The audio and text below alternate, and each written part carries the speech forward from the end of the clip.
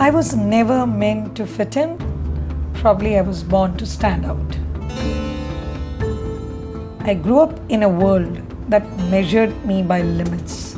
So I learned to answer with courage.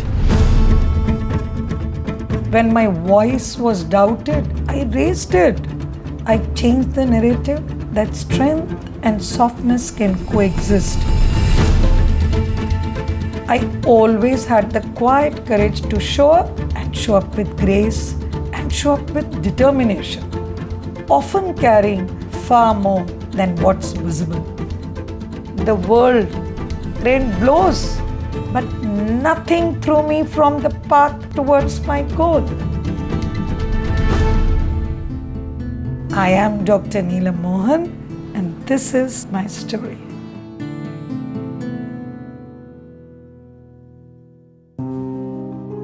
Ma'am, back in late 90s or in early 2000s, there is no experience in the whole country. How she has started is something so brave and so courageous. So I consider her as a brand, the Neelam Mohan. I can see her working from 10 in the morning till 10 in the night. She'll be coordinating with so many people. She'll be telling us also about the treatment of the patient. In between, she'll be taking rounds. So she's a multitasker, and I don't know where does she get this energy from, but she's always there for her patients, for this work. She's doing a lot for the society.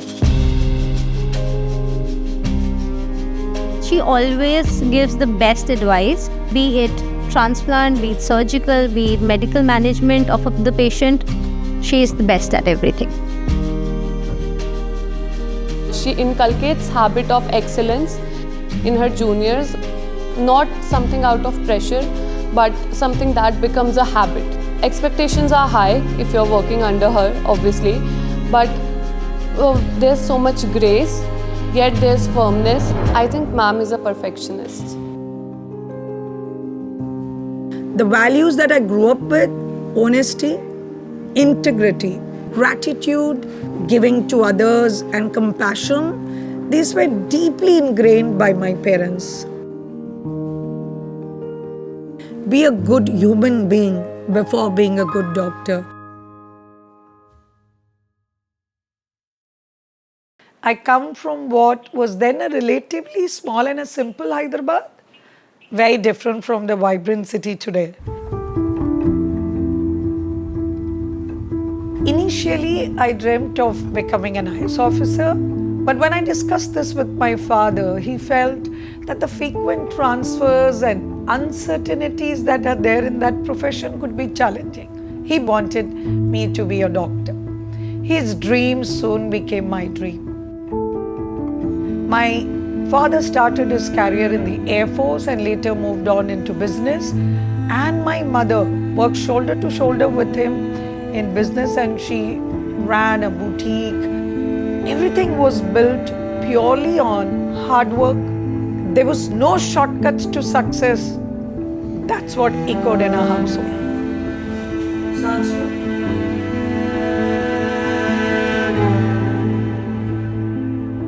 Well, I think Neelam is very persistent in her passion towards achieving her goal, both in personal life and in professional life. And she has worked very hard for it.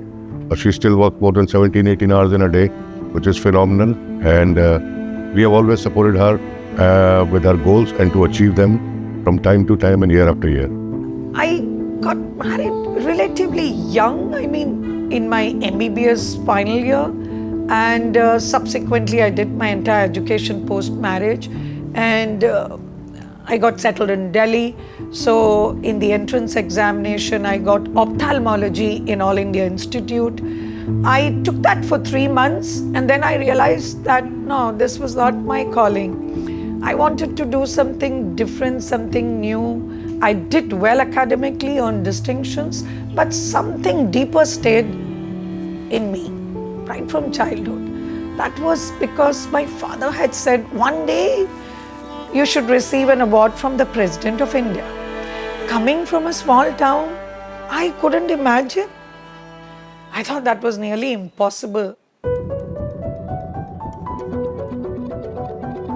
I did not have a godfather guiding my path, but I strongly believe that if your intentions are honest, life places angels along your way. So one day I heard Rajiv Gandhi speak on the television about how liver transplantation was unavailable in India. That moment, I still remember seeing the television screen. That moment, I decided instantly, well, this is what I want to do. This is what I want to do for country. But by then, I had started doing my post-graduation in pediatrics. So I thought I would get into pediatric liver transplantation. And after doing my training from All India Institute under absolute leaders then, Dr.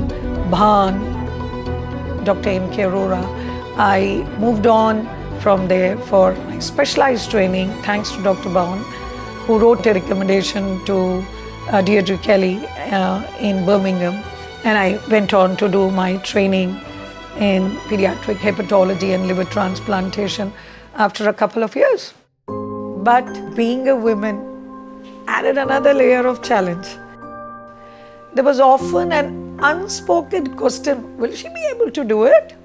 Because there was equally demanding responsibility of family. I had two boys with a gap of 7 years plus, and balancing the intense training, creating a new specialty and motherhood. Family was not easy, I should say. There's this ritual which Mom and I used to share and still do, wherein we used to go out for a movie every Friday. So no matter what's out in the theatres, every Friday night, Mom and me, popcorn, nachos, movie. And then we would stop for Oreos later. It's not something unique, but it's something we both hold very special to our hearts and still try to keep alive whenever we get the chance. Despite Mom having a very busy schedule, she was always there for us, like when we needed her, especially when we needed her, but even in our important milestones of life, which actually matter and count. Consistency and being there despite having work or despite having a busy schedule, making time out for family, that is a quality that I take ahead as a parent now. I think one thing that she is the only person who taught me is self-belief. I think I didn't believe in myself as much as she did. She still does so much. So that is something I have learned from her and I would definitely pass on. In 2010, I moved from Gangaram Hospital, where the first 10 years I worked there, from 99 to 2010, and established a unit, this subject. In fact, the first training in the country, the structured training in pediatric gastroenterology, was started by me. And then I went on to establish the first department of pediatric gastroenterology, hepatology and transplant, an independent department with 3 consultants and 4 to 5 fellows and a couple of secretaries and a research officer. So that was really a dream come true. God was really kind and I could do all that me and my dad had dreamt about. And eventually in 2016, I received the BC Roy Award from the President of India for establishing a new branch in medicine, which was truly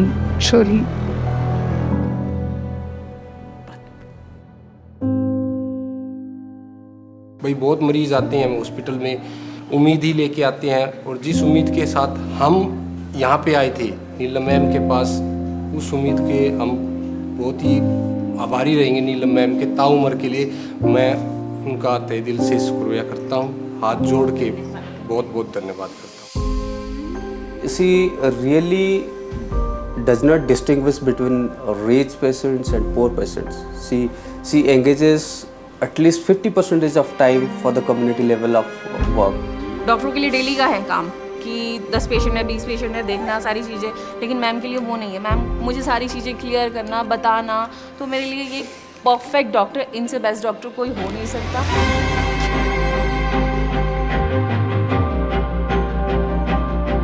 In the early 2000s, when I chose pediatric hepatology and liver transplant, an almost unheard specialty in India, there was a lot of skepticism.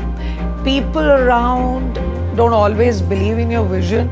So being a pioneer in any field, I think, has both its advantages and disadvantages.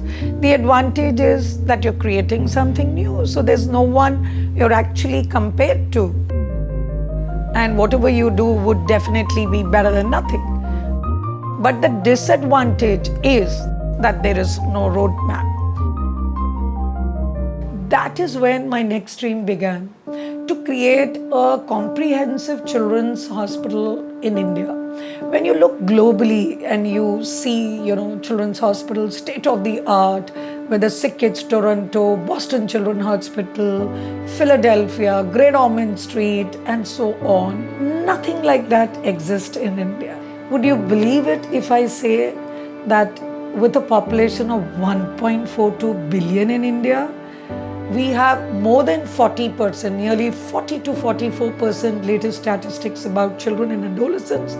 So that would mean close to 600 million children and adolescents. India still lacks a fully integrated, dedicated pediatric institution of that caliber. So I pursued healthcare management from ISB, and later for further training in leadership, I went to Harvard, where my younger son also went to US for his studies. So at that time, I joined for a couple of months to take on this leadership course. For a while, that dream seemed very real. I also had an investor who was very interested, and it started rolling on with the designs and the architects, etc. And the funding in place it got. But sadly, COVID happened. Investors, largely who were based in UK, had to withdraw. And I took that setback as a message, maybe from God, that that was not the path meant for me at that time. I then reflected on where I could create the maximum impact at scale. And that answer was clear: through policy, advocacy, and leadership.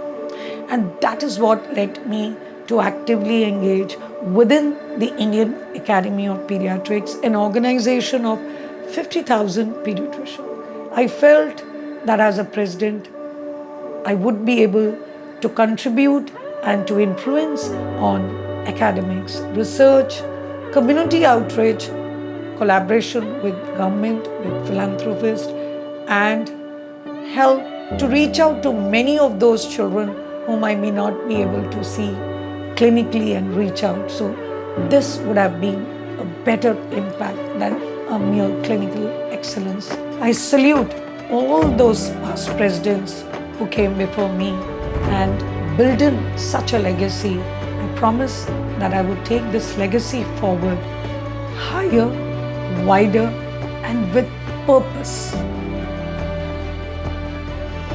Standing by my choices, giving me complete freedom to grow and providing a steady presence.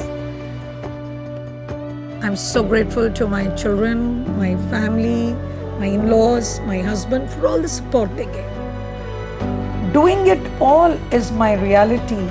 I never stop. I'm always moving. Balancing deadlines with dreams, responsibility with creativity, personal aspirations with collective progress. No matter what, one question is always there in my head: Neelam, what's next?